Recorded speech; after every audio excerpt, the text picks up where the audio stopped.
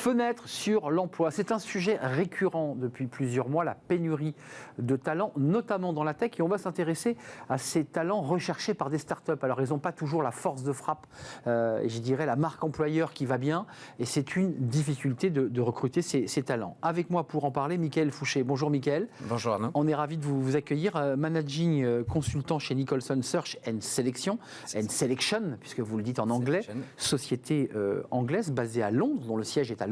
Tout à fait.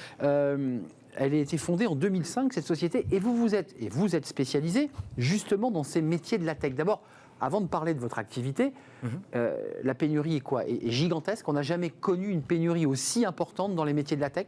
Je dirais que ça fait déjà pas mal d'années qu'il y a un déséquilibre entre l'offre et la demande sur le marché de la tech et du digital de manière globale, qui a été accentué effectivement par la crise sanitaire et puis les impacts économiques derrière.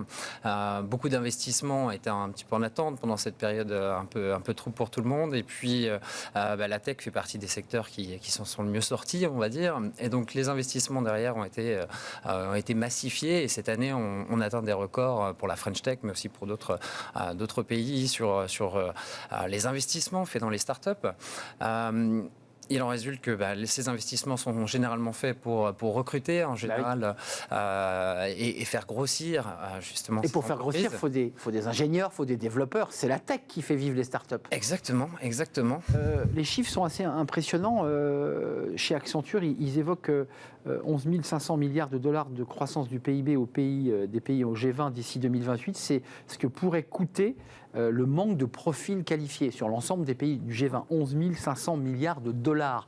Est-ce que vous êtes, vous, dans votre société spécialisée justement dans ce recrutement, capable de trouver des talents, ou est-ce que vous êtes vous-même, alors que vous êtes une entreprise spécialisée, en grande difficulté ?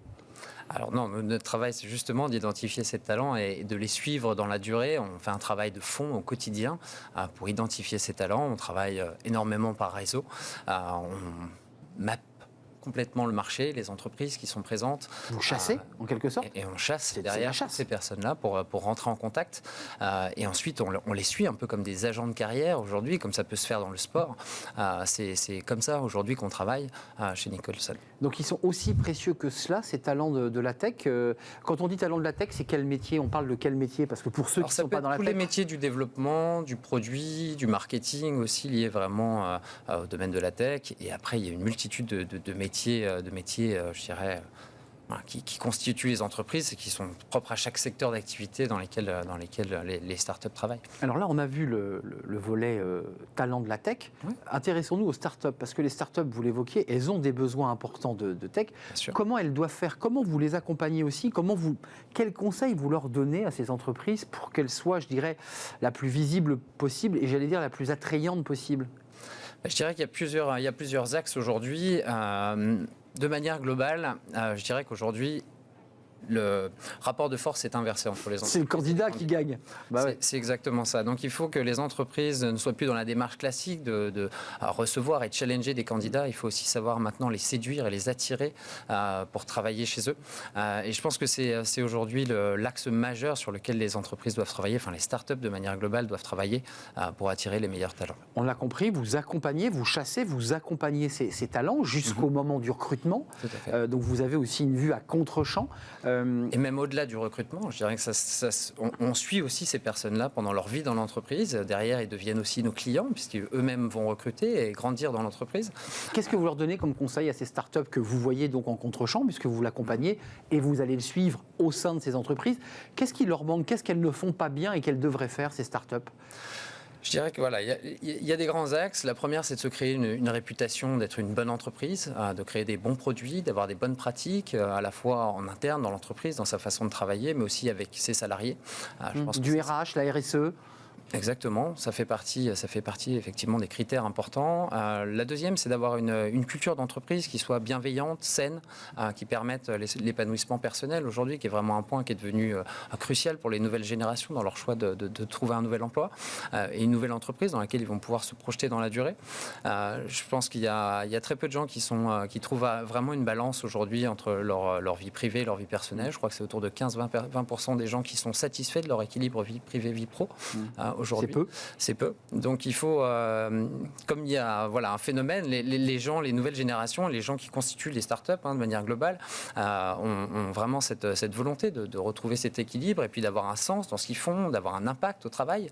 Je pense qu'il faut que les entreprises et les startups de manière globale insistent sur l'impact que va avoir tel rôle qu'ils vont avoir dans l'entreprise, pour l'entreprise, comment ils vont l'aider à se transformer, à évoluer sur leur marché. Alors, Mickaël, il y a un sujet qui a été évidemment traité énormément dans notre émission Smart Job, c'est le télétravail. Et on découvrait aussi que dans les outils de séduction des talents, il y a le télétravail. C'est devenu incontournable. Aujourd'hui, c'est clair. Je pense qu'on a tous vu des questionnaires sur LinkedIn demandant si on voudrait retourner à 100% au travail, 50% ou... Les gens disent non.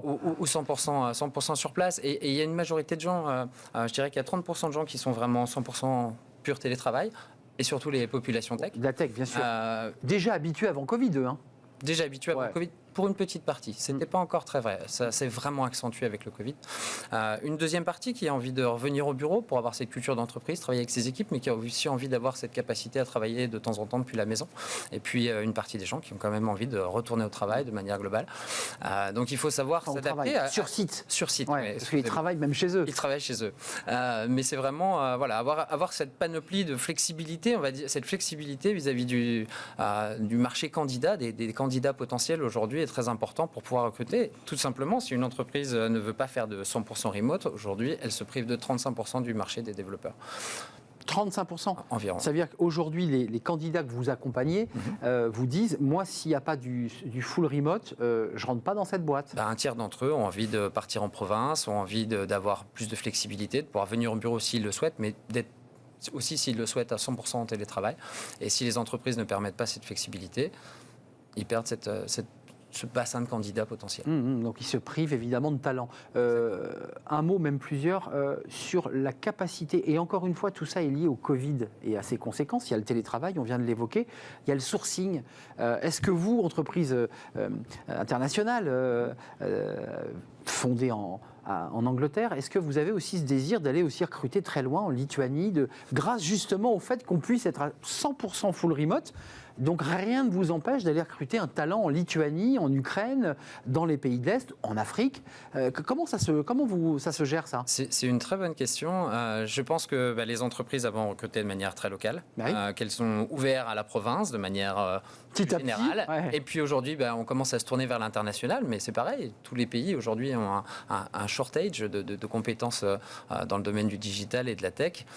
Donc il faut se battre. Après, peut-être que des entreprises françaises ou au UK ou aux US auront plus de facilité à attirer des populations de pays un petit peu moins développés, par exemple. Ça, c'est une possibilité. Quand vous dites moins développés, l'Afrique, on sait qu'aujourd'hui... les rémunérations seront plus faibles que ce qu'on pourra offrir, aujourd'hui sur des marchés comme la France. Et est-ce que ce sont des bases ou des pistes de réflexion, ces nouveaux territoires? L'Inde, qui est un pays aussi où la tech et l'informatique est très développée, est-ce que vous dites, grâce finalement à ce travail à distance, on n'est plus obligé d'être en présentiel, on va aller chercher des talents ailleurs? Est-ce que vous avez commencé à travailler sur cette piste-là? Oui, bien sûr, mais c'est des sujets sur lesquels on travaille avec certains clients, effectivement, qui sont déjà ouverts à cette idée-là.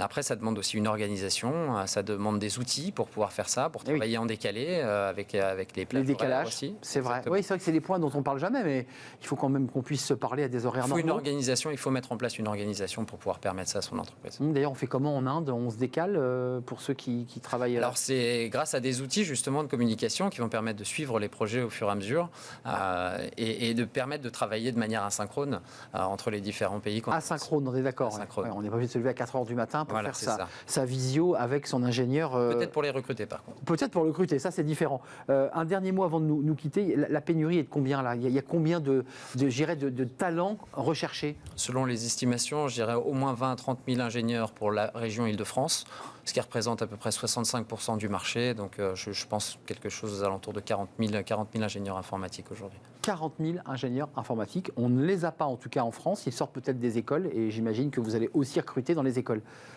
On commence. J'en suis sûr. On commence très tôt maintenant. Merci Mickaël Fouché de nous avoir rendu pour votre visite, accueil. managing consultant chez Nicholson Search and Selection. Je l'ai bien dit, entreprise dont le siège est à Londres et dont une des filiales est ici à Paris. Merci de nous avoir rendu visite. C'est la fin de notre émission. Merci de votre fidélité évidemment. Merci pour toutes vos réactions, pour tous les messages que vous nous envoyez. Merci à toute l'équipe. Merci à Benjamin à la réalisation. Merci à Saïd au son. Merci à Fanny Griesmer et à Margot Ruot qui m'accompagnent dans cette belle aventure de Smart Job. Je serai là demain si tout va bien. Bye bye.